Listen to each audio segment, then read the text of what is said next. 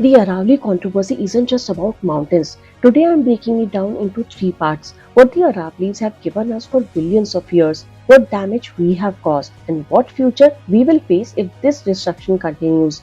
Let's start with what we owe them. For 3 billion years, the Aravallis have been our silent protectors.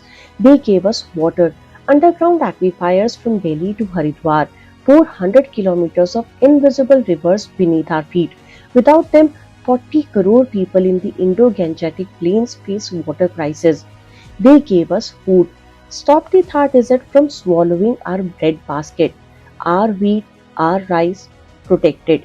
They gave us breath, redirected monsoon clouds eastward to feed Himalayan rivers, trapped dust and pollution before it reached our lungs. They gave us survival, made North India livable for every generation that ever existed here. Now part 2. What damage have we caused? 31 hills in Rajasthan gone, not eroded, mined. 25% of the Aravalli range in Rajasthan destroyed since 1968. 37% forest cover decline in Haryana's Aravallis in just 15 years. Groundwater levels fallen to 1500 to 2000 feet deep in areas where mining has gutted the underground aquifers.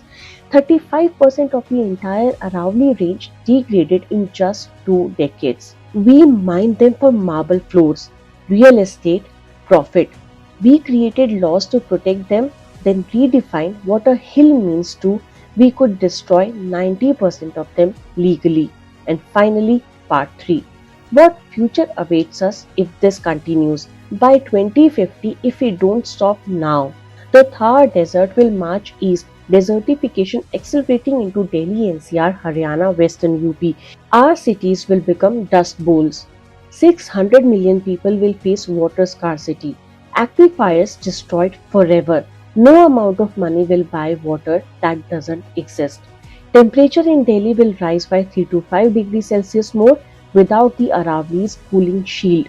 Already unbearable summers will become lethal. Food production in North India will collapse as the desert swallows the fertile plains. The breadbasket of India gone. 75% of humanity affected by drought by 2050. And we are destroying the one barrier protecting North India.